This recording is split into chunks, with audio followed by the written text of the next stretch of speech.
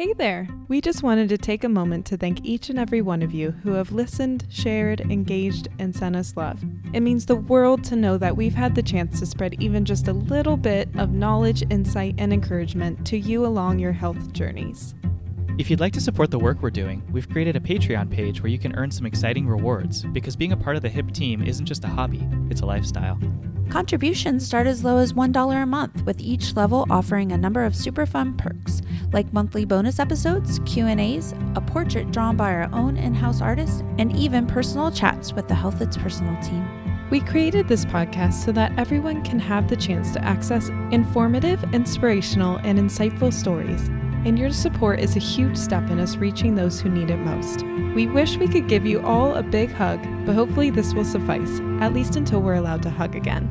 If you love what you hear or are as passionate about health as we are, please visit patreon.com/thehip podcast. That's patreon.com/the HIP podcast. We couldn't do this without you, so thank you again, and thanks in advance for joining our ever-growing HIP family.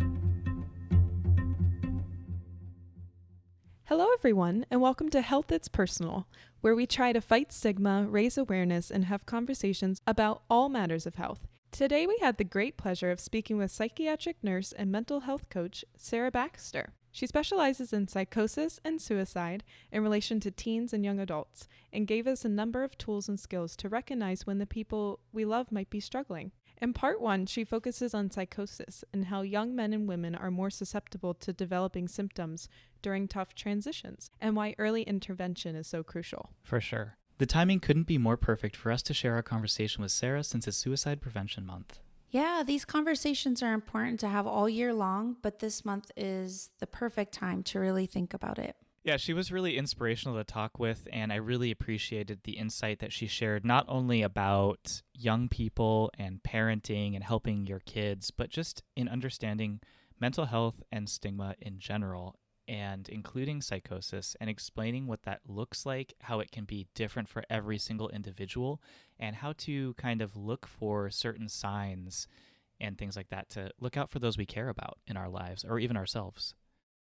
Yeah, and what a great way to tie together some of our different series. You know, we're talking about parenting now, but we've also covered mental health. And I think it's so important for teens and their parents to have those conversations.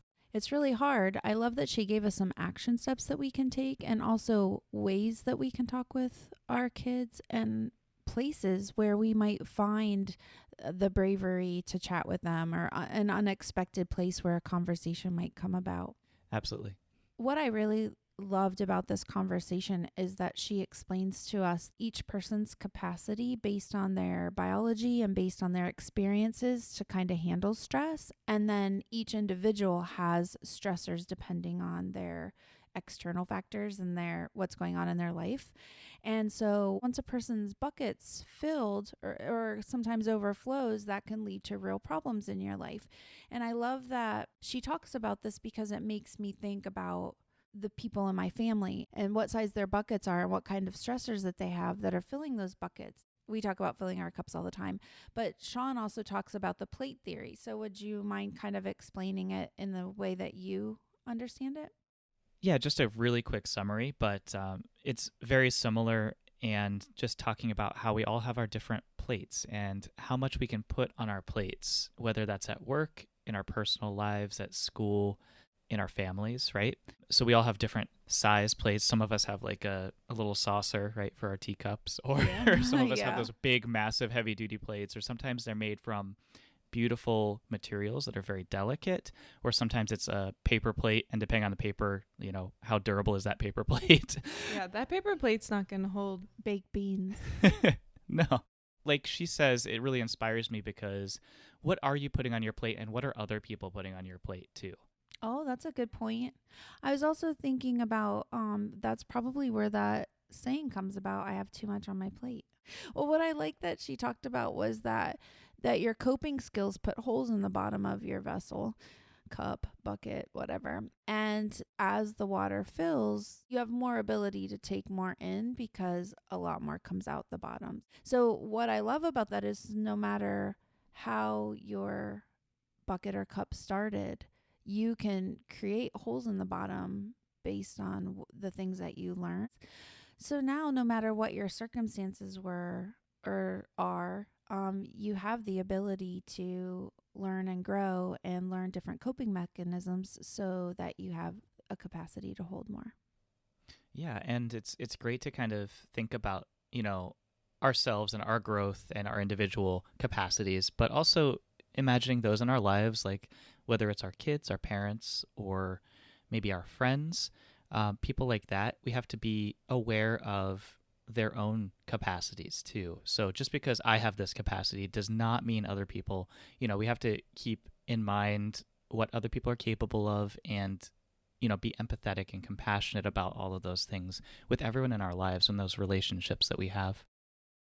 Yeah, I can be very much like that when, especially in relationships and friendships, I feel like I can take on a lot and handle a lot, mostly because I've built up an immense library of coping skills. I'm like, well, I can do it, so you can do it, and that's not the right mindset. And like we've heard from people, when they're talking about just get up and get on with it, right? Or, you can handle it, you can get through it, but then you also might have a reckoning with yourself down the road. But well, when somebody blows up or whatever, instead of feeling frustrated with them for blowing up, thinking to yourself, like, I think their bucket's overflowing. Do you know what I mean? And how can I help? What can I do to make it? Get the mop. Yeah. Yeah, get the mop. Yep. That's great. And I love the ideas behind just kind of looking for those signs that even though every single person has an individual circumstance, psychosis can manifest in so many different ways. What I really, really took away, what I was really inspired by is when you learn your own situation or when you learn someone else's situation, you can start to see the patterns for that individual. And you can start watching for them. And I've noticed that I've been doing that for myself. And it's great to have like a formal conversation about it now.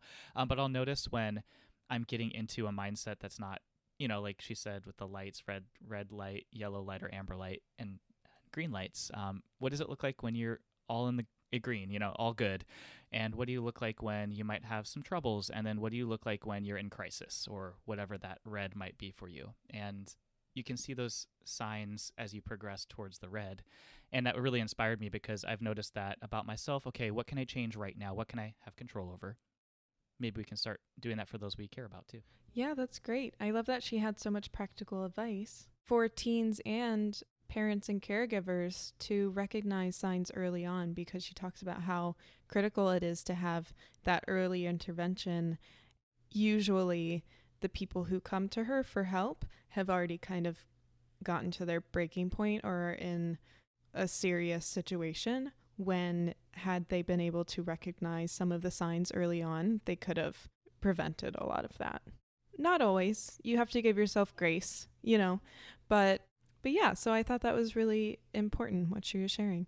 I was very inspired by what she said. It was very practical. It was wonderful to listen to her say all of these things. And she explained it all in such a wonderful way that really helped me understand it all. Agreed. And her voice was lovely. And yeah. She's so generous with her knowledge and so generous as a person. We need more people like that in our world. I feel very fortunate to have met her. Absolutely. So everyone, please grab a cup of tea and enjoy this episode with Sarah Baxter. Health is understanding what you need, being informed, finding that balance of mental and physical, building yourself a support system, figuring things out on my own and not letting it hold me back. You do kind of have to advocate for yourself. Because health, it's personal.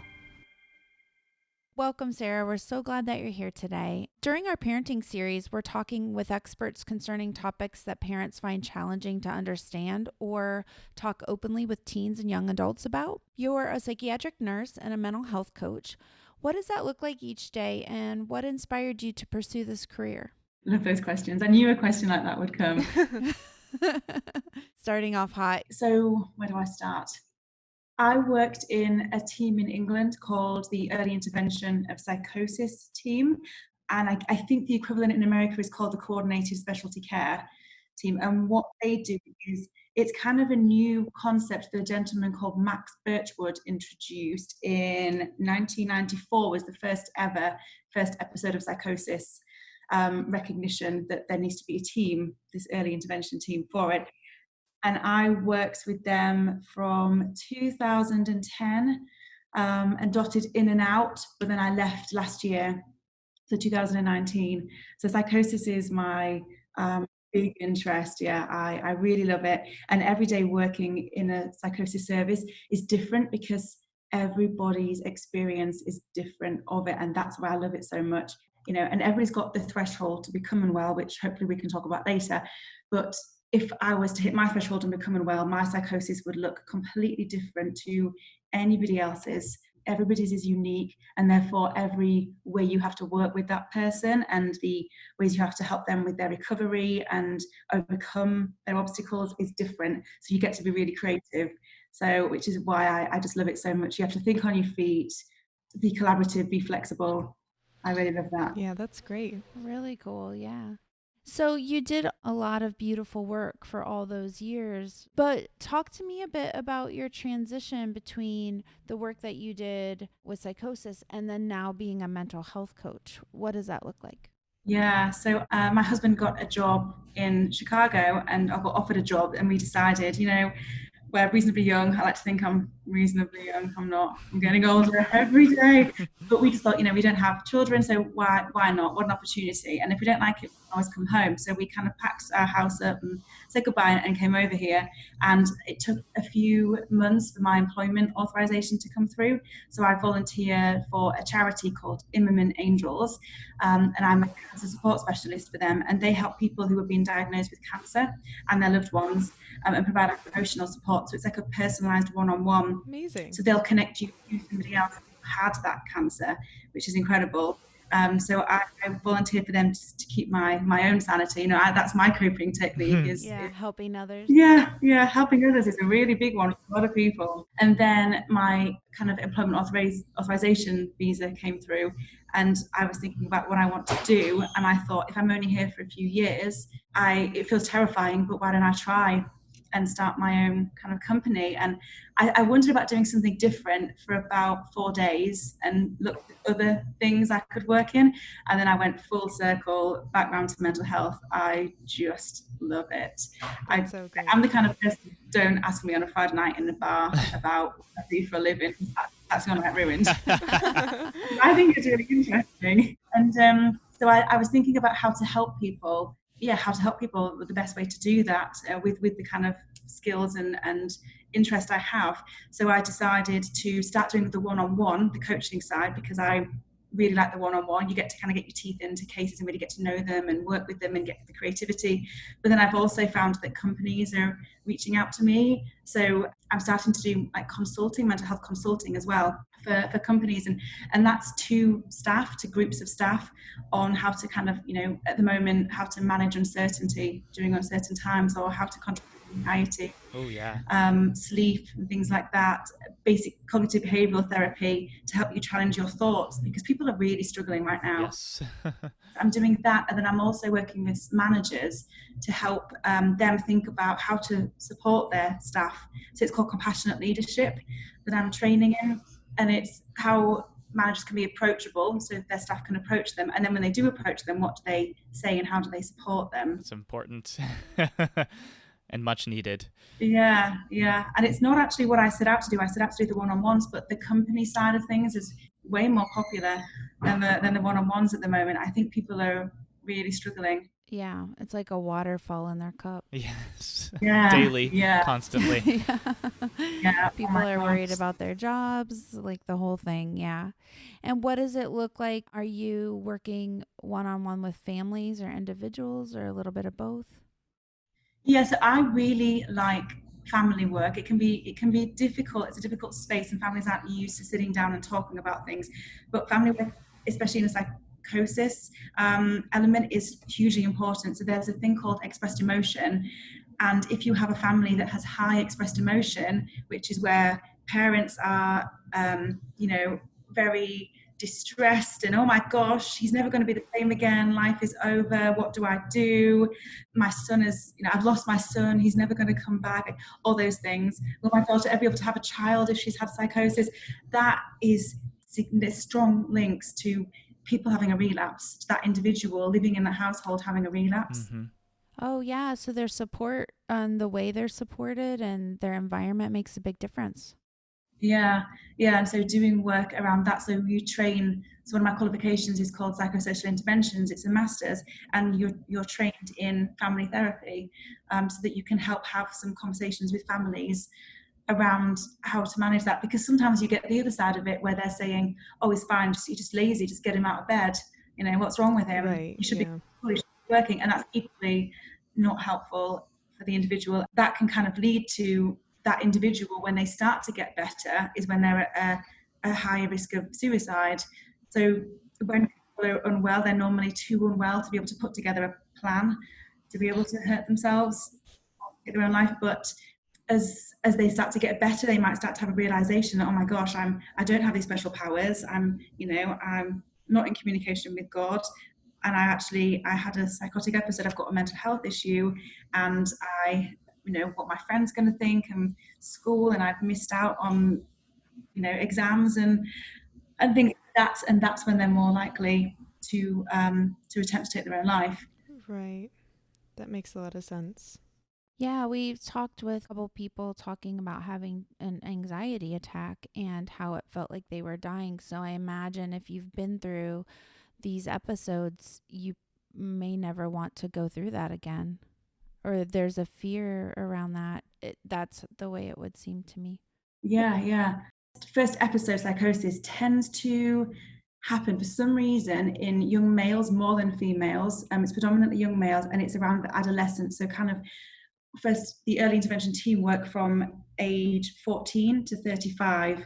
In recent years, it's actually gone up to 65, but initially it was age 35, because it most commonly happens when people are younger, and especially in adolescence. And that's likely to be for lots and lots of reasons. One, because of hormone changes as they're growing up and things are happening. Two, stress is a factor. Yeah. People are maybe at that time trying to choose their college and what they're going to do for their jobs, and maybe they're moving away from home for the first time, and that can be really stressful. And also, I think that drugs and alcohol as well. It's that kind of age where boys and girls are using drugs, smoking, drinking, that kind of thing. So again, that can be a trigger. So the drugs and alcohol are a trigger for the psychosis, or they're a crutch once the psychosis happens? So there's loads and loads of evidence to say that drugs and alcohol are linked. I think there's a statistic, something like if you have somebody in your family who has had some kind of psychotic episode or psychosis diagnosis, your percentage of getting it kind of goes up 3% more than the average population. But if you then introduce drugs like cannabis, amphetamines, LSD into that, then it goes up by another kind of 10-20%. Okay. Increases it. And you can say, cause and effect. Some people I work with have used drugs because it helps them cope. They're hearing these voices and their thoughts are being really muddled, and so they smoke weed because it helps calm them down and helps them sleep and helps them relax. So I work with one poor gentleman who went to Thailand on a holiday and did what people in Thailand do, used some drugs, and became really, really psychotic, and ended up in a psychiatric institute in Thailand, and his dad had to come and bring him home, and he never touched drugs again, but it stayed. That'll stop things. So would you mind explaining to us what a psychotic episode or psychosis, what does that look like? So I always start by saying, when I first work with people and their families, is psychosis is think of it as an umbrella, and psychosis is the umbrella, and then underneath that umbrella you can have a whole variety of diagnoses. So you might have bipolar disorder, schizophrenia, schizotypal disorder, all kinds, like a severe depression as well can cause psychosis, drugs and alcohol obviously, and sometimes things like Parkinson's. There's similarities in the brain and the dopamine in the brain as well, so there's different elements, and psychosis tends to be like a symptom. You can be diagnosed with it, but I try and think of it more as a symptom of an illness as opposed to an illness in itself. There's different theories as to what happens, but the most common one, and the one that scientists and doctors use is the dopamine hypothesis. So it's the idea that our brains just create too much dopamine. Dopamine is a neurotransmitter in the brain. Everybody has it to certain levels, but the brain starts to create too much dopamine, which is why if people have ever taken LSD or something, you have that similar effect where you might see things other people don't see or believe things people don't believe, and that will give you an increase in your dopamine to experience those things. But for people with psychosis, either drugs can initiate it and trigger it, or just their brain naturally for some reason increases this dopamine, and they start to have these experiences. And for some people, you can take the medication and it blocks the dopamine kind of fitting in to the receptors, and that they get better. But people, they have to find other ways to manage it. And what do those symptoms look like when you have psychosis? Yeah. So I, and not just me, the kind of psychiatric profession, break it up into positive and negative. I mean, I can talk about when it first happens if you want. So there's something called the DUP, which is the duration of untreated psychosis, and that is key.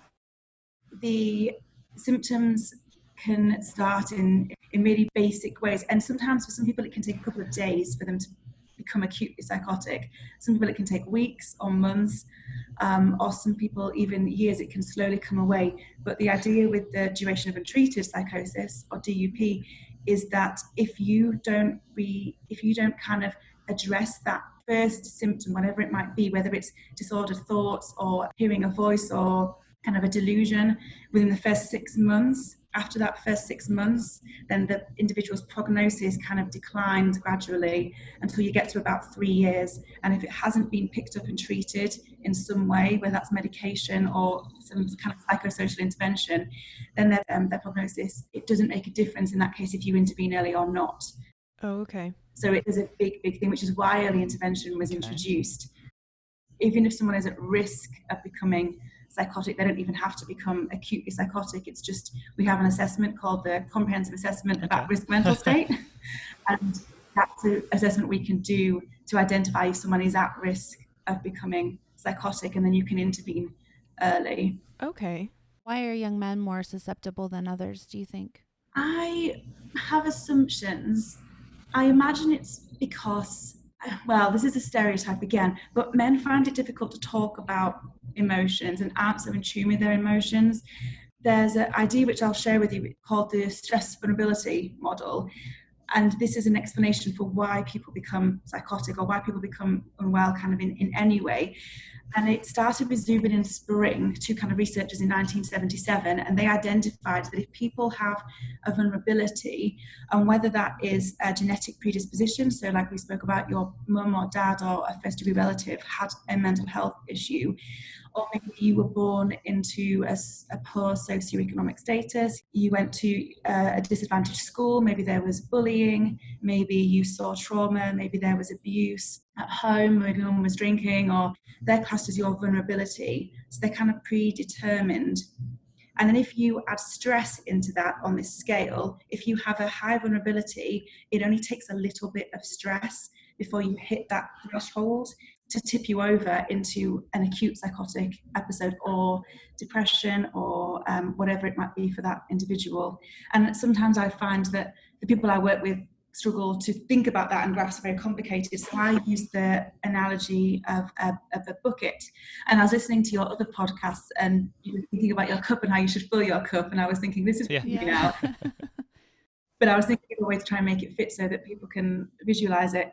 But if you think about a bucket, everybody's bucket size is different because everybody's unique. So you could have one that is 1 litre and one that's 0.5 litres. And that's your bucket size. And that's because of your, like we spoke about, genetic predisposition, things that have happened to you in life that you can't change. And so everybody's bucket's got a different size because everyone's had different life experiences. The stress is water coming into that bucket. And everybody has stress, like job and what am I going to do, and money and diet, sleep and everything. And then if you've got enough of that stress coming in and you have the 0.5 litre bucket, then it's going to fill up much, much quicker. Yeah. That's a great visual. Yeah, it really helps people.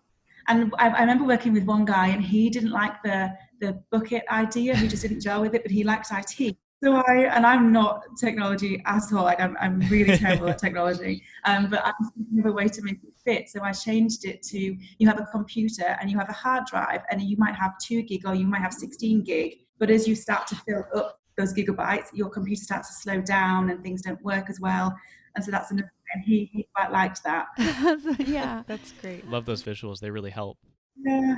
Normally, when they first come to you and they have become unwell or at risk of becoming unwell, you can sit with that individual and their families, because we work with their family as well, which is really important, and think about what was going on for them in their life at that moment. And normally there's a lot of stress coming in.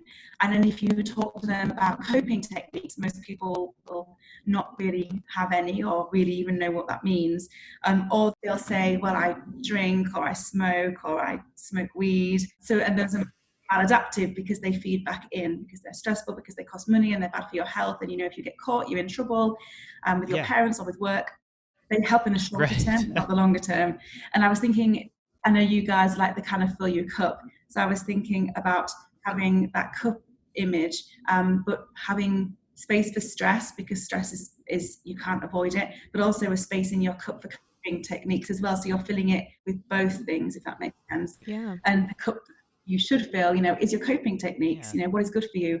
And sometimes that can be medication for some people. They need medication to help them, or talking to a therapist, or sometimes going for a walk, doing yoga, just being like, self-compassion is huge. Yeah, it is. Yeah, so many people think self-compassion is narcissistic, and I just think you're the exact person that should be doing self-compassion. Yeah. You think it's narcissistic. That's so funny. Well, so obviously that's such a great image and a great way for parents and young adults to kind of understand what's happening to them. So what signs do these young people exhibit that parents or caregivers should look for in order to provide early intervention, since detecting that early on is so key? Yeah, that was the bit I was getting to. Thank you, McKenna. So with this kind of stress vulnerability bucket analogy, as the bucket starts to fill, you, even if it's just for a couple of days, because everybody's different, it could literally just be a couple of days, but there will be signs that bucket is getting too full. Normally, first, like early warning signs for the individual that they would be experiencing, it might be what we would call thought disorder.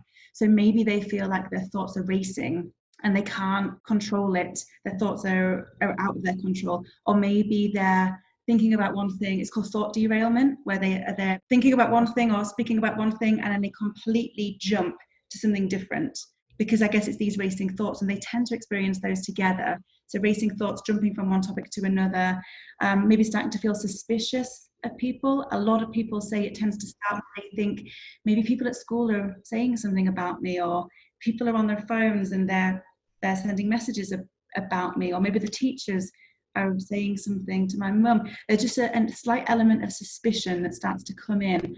And maybe I worked with one gentleman who thought his parents weren't his parents, and it started really simply just, from that slight little niggling feeling that, are they definitely my parents? That's how it kind of feels for that individual normally. Their mood can dip sometimes. They can feel a bit low in mood and they isolate themselves, but then other times it can go the other way and they can feel like they've got lots of energy and they feel special in some way. They have this knowledge. But what family could be seeing is a decline in hygiene, like self-hygiene. So because they've become quite preoccupied with these thoughts and their thoughts are racing so much, they're not able to put things together into place. So to be able to kind of plan to get up, have a shower, get dressed, like kind of style your hair, that's a bit difficult for them because they're jumping so much. So you would probably see a decline at maybe teenagers' bedrooms are always messy, right. But maybe they're not brushing, or they're not shaving, or they're staying in their room a lot, or they maybe might ask certain things or say something that just seems a little bit strange to you. Sometimes they might be getting a bit more aggressive, a bit more kind of agitated, more anger outbursts. And those are more the early warning signs that people can pick up on. Around food as well, sometimes people can get preoccupied about food, and so you might see a decline in their eating because they think someone's tampered with it or it's poisoned. Yeah. That's so interesting because, like you said, a lot of those things are just being a teenager. So I'm sure parents would have a hard time detecting what is and what isn't, especially when you just want to believe that your kid's doing fine all the time. So it makes a lot of sense to kind of recognize that when all of those are kind of working together, maybe taking note of that. Yeah, it's a big thing that comes up. It's parents saying, now we speak about it, it was obvious, but you just don't think of it. Why would it cross your mind that your son or daughter could be becoming psychotic? You just don't. And the most common way people came to me in my team was through some kind of crisis where they'd hit that acute threshold, they'd gone over the lid, top of the bucket, and they were unwell. Normally that's how they came to me. And especially around the stigma as well, there's so much stigma. Children, how do you tell somebody that you're hearing a voice, or you think God is giving you messages like that? That's really, really hard.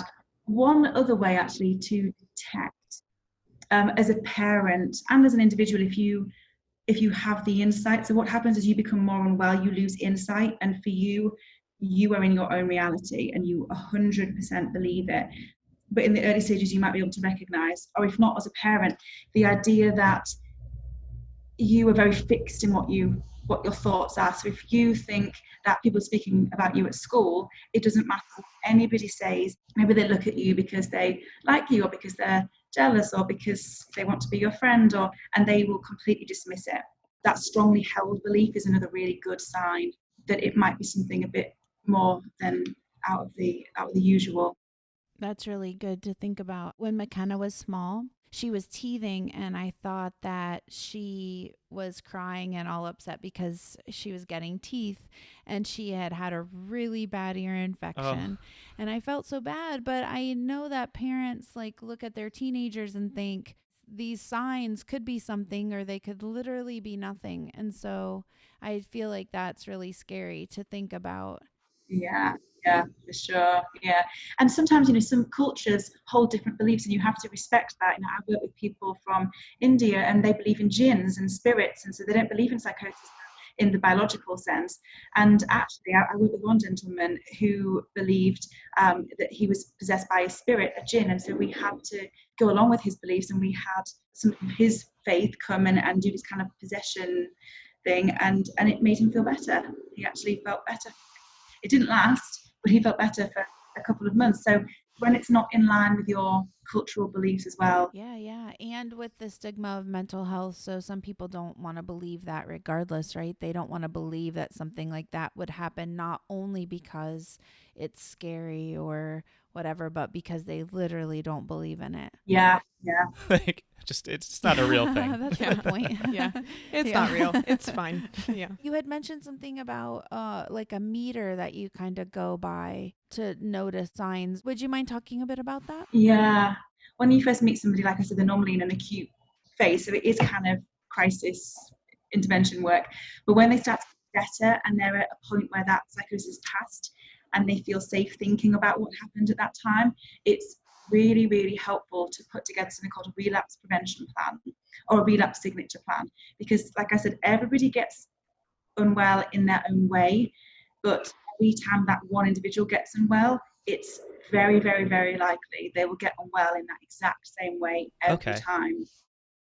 So what we do is we sit with them, think about the stress vulnerability model, think about what was happening at that time, and then what mum was seeing, what dad was seeing, what they were seeing or thinking or doing, and then you can put it into like a traffic light signal. So when you're in your green zone, what's that like? What are you like? What are you thinking? What are you feeling? What are you doing? What are family and loved ones seeing about you? And then as you start to become unwell again, as your bucket starts to fill with that stress, what are your amber signs? So what are the signs that maybe things are going down a little bit? Like a warning. Yeah. I use the traffic light sign. There's lots and lots of different models out there, but I like the traffic light because again, it's the visual. So it's like a warning. Like we're going into territory we don't particularly feel comfortable with, and then looking at what that looks like, and then we implement some coping strategies. And again, this is where you get to be creative because everyone's different, and I love thinking of coping strategies for people. And you are a bit of a detective, and you have to see what works and what doesn't, because sometimes at the time you can think that would work and then it just doesn't when you're in that space. So you need to have a good list. And then you have the red zone, which is the kind of the zone when people tend to lose their insight, and they might have to have decisions made for them in their best interests, which is where I come in, and I would decide, are they okay to be at home, or do they need to be in hospital under a section of the Mental Health Act? where you kind of, it's a big decision. It's very, very difficult for individuals because you're kind of taking away their rights because you feel that they don't have capacity at that time. So in that case, in that red zone, what's that like? And then also, it's almost like an advance directive. What would that person want to happen when they're in that red zone? Is there something that we could do or say or tell somebody, or what medication might they like to be on, or what hospital or ward might they want to go to? When you get into that position, to make that time for you the best so that you can get healthy again. Yeah, which is really helpful. And it also, I think, hopefully alleviates some worry, because when someone's become unwell, they are terrified of becoming well again. And then, so what might happen is they feel quite tired one day and they think, oh my gosh, am I starting to relapse? Or they get angry, or they feel a bit stressed, or they maybe have a strange thought that just, like they do sometimes, go through them. Everyone does, right? So if you have a set plan of this is what we're looking for, then you can almost look at it and tick off what you're seeing, and then it helps think, and then also have a plan for what you're going to do, and that can really help people. Yeah, absolutely. We talk a lot about just being able to understand yourself and your body and making note of little things and little changes so that you can kind of figure out if you're heading down a path, whether that's with mental health or physical health. Once you start detecting the early warning signs of this as a parent or a young adult, how do you start to take action and get help? Yeah, and that can be difficult because if that individual doesn't want help, they don't have to until they're so unwell that then they've lost the capacity and you act in their interest. So that's a big thing that comes through for a lot of parents is, I know they're not well, but they won't go to the GP and they won't take medication and they won't get help. And that can be really, really difficult, especially for parents with their children. In some ways, there's not much you can do except try and think about their stress and help them manage their stress and help encourage healthy coping techniques. So, if you know your child and what they like doing, try and set up times to have a movie night, or to, run them a bath, or buy them a pedicure, or dance party. Yeah, dance party. Are there things that parents can do or teens can do to sort of understand that model and then make changes accordingly, or kind of be aware, like getting ahead of it, or understanding that their cup is this certain size, and when things start getting really stressful, like friendships or a breakup or final exams, how can we be really kind and kind of take some of that away for them? Yeah, I think there's a few things to think about. And if you have a good relationship with your child, that's incredible, because hopefully you already have a bit of an open dialogue. So listening and asking them, and I often think, we ask people, what's their career and what do they do today at school, and what, all these things, but we don't ask, are you happy? Yeah. Oh, wow. Yeah. So starting dialogue with your, and if you have something like that in space to start that already, that's great. But if you don't, that might take time to build, because your child is going to think, well, why are they asking me that? That's so weird. That's a weird question. Yeah. Huh. Starting to have open conversations, and also modeling, I think, is a huge thing. So as a parent, modeling what healthy, mental health looks like. Everybody has challenges, and talking about those challenges and how you overcome them, and about self-compassion, because kids learn off parents. So for the parents to, to say, I'm having a really stressful day, so I'm going to have a bath or a walk, I'm going to do this because that's kind to myself, or just having that open dialogue about how they're feeling is really, really helpful, because then that child will hopefully then start to mirror that and see that's healthy. Everybody has problems, so why don't we talk about them a bit more? Yeah. We learn everything else in a similar way, so it definitely makes sense to want to be proactive or active in that process of modeling it, and it helps, I guess, the parents as well getting into that mindset for themselves. Yeah, because how do you preach to your child and say, speak to me about your mental, how you're feeling, but then you're not doing it yourself? And sometimes I've found, just through my years, that some people struggle with that kind of intense one-on-one conversation. They just freeze they don't like it. And I've found with some patients, I get a lot more out of them if I'm in a car with them and when you're driving, because it's almost like that you're not looking straight at each other. Yeah, I had one lady I worked with, and we used to have our therapy sessions in the car. I would just drive around the city, and we would talk, because I got so much more out of her that way. I love that. It's interesting that you say that, because I have trouble talking one-on-one about my things face to face like that. So I've noticed that about myself, but I haven't really been, I haven't actively acknowledged that. So I think that putting that into practice, and because you think of therapy a very specific way, right? We have to be face to face like that, right? But I think that that's a great way to kind of think about it and feel okay with do what works for you. Yeah. Well, I know that when I was young, Mom used to car me, like to get me to talk, or, I think she does that with my brother too, who's 16. Yes. And also you can't escape, which is part of it. I'm waiting for Max to jump out while I'm driving.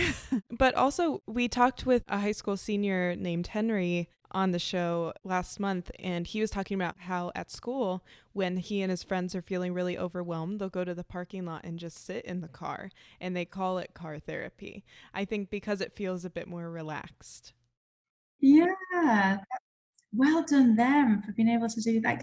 That's amazing. Or you could trick them and say, hey, do you want to go like play some football or soccer, you guys call it, and and then just any way to get them to, because sometimes for some people sitting down and speaking about feelings, they don't like that. So it's that creativity. You get to come up with ways, and it could just be something like gosh, I was watching this film, and it made me realize how much you kids have got on, and how do you cope? Oh, that's a good point. And it's interesting, though, just kind of a sidetrack here, but I've done the same thing with my grandfather, because he had an episode a while back that was quite traumatic, but because of generational issues, he's in his 90s. He's not accustomed to speaking about things like this. But whenever we're in the car together, if I'm driving him somewhere, for example, I feel like it's kind of like that. We're not talking about emotions or mental health. We're just kind of expressing. Chatting. Yeah. We're just talking about things, right? So I thought that was really interesting. Yeah.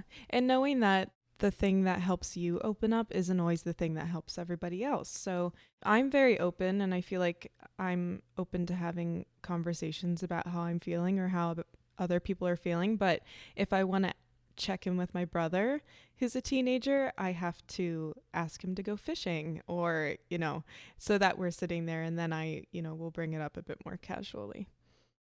Yeah, it's really good, the bribery. So would you mind if you have a way of approaching maybe your child, if you were a parent and you saw your child going through that? You spoke about having to make that decision for a patient in the hospital. How would that look, and how would you navigate that if it were your child? And I can imagine that would be even more difficult, because people already struggle with their kids and controlling. I need more freedom. I'm my own person, so I can only imagine that has to be so challenging. Yeah, it's really difficult for parents. I think that's another reason why it's so important to do working for families to get help. And I would say one is just educate yourself as a parent.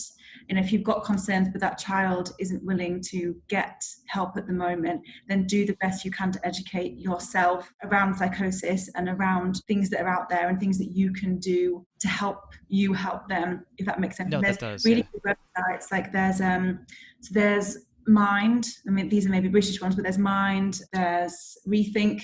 They're really good, and they've got lots of information and videos and resources.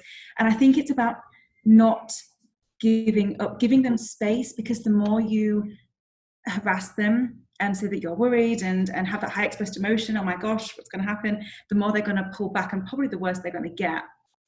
So giving them space and just saying, look, I noticed that you're not quite seeming yourself, and I just wanted to say I'm here if you want to talk, and then keeping on following that up, and like I said, inviting them to spend some time with you and trying to have and sometimes people say, how do you have those conversations? And you don't have to have them so obviously. You can find things about people in really roundabout, fun, creative ways. Right. So I'm trying to think of an example. If if I want to know if someone's, I mean, sometimes we get a lot of parents saying, I think he stopped taking his medication, but don't ask, have you stopped taking your medication? Because they're not going to say, Open your mouth. Yeah, I want to see you take it. Some parents do. Yes. It's about having a conversation and finding other ways about it so you can, I know you've been on the medication a little while now, and actually I've never asked you, how do you find it? And if they're like, oh, don't really like it, or maybe they'll say it's fine, what you think. And say, no, like it's okay if it's not fine. I think I would struggle to take it myself. So, I don't like taking medication, so why should you? And digging it and making it relatable so that they're being tracked. Because the more you say, the more you push, the more they're going to withdraw for lots of different reasons, especially if they're suspicious. Mm-hmm. Finding out in other ways. And if sometimes I disclose a little bit about myself and I say, I wouldn't want to do that either. I know that person has stopped taking their medication, and I've just got to wait and keep giving them space for them to finally. And normally it can take a couple of months, but they'll eventually tell me, Sarah, I stopped it. Yeah. You're like, I know. I know you did. It really does make people open up when you open up first and kind of are a bit vulnerable. They feel less alone. Yeah. And that's really huge for suicide as well. So if we think about more teens die from suicide than cancer, pneumonia, influenza, chronic lung disease, heart disease, AIDS, and birth defects all combined. And it's the third leading cause of death in young people. It's huge. And it's something that people are terrified to talk about, which is why I'm very passionate about talking about it. It can be scary when a friend or loved one is thinking about suicide. If you're in crisis, there are options available to help you cope. The National Suicide Prevention Lifeline provides 24/7 free and confidential support for people in distress, prevention, and crisis resources for you and your loved ones. Please call 800-273-8255, and please know that your life is valuable and that you matter. Thank you, everyone, for listening to this episode of Health That's Personal. Follow us wherever you get your podcasts for bonus episodes and new releases every Wednesday. The Health That's Personal podcast is produced by me, McKenna Udi, and hosted with the Phronesis Health Initiative team, Karen Jively and Sean Tingle. Special thanks to portrait artist Alexander, musical contributor Bernie Ramke, and to our guests and experts for their kindness and bravery in sharing their stories each week. Please listen, subscribe, engage, and send us topics we can explore that would help you on your journey. Because health, it's personal.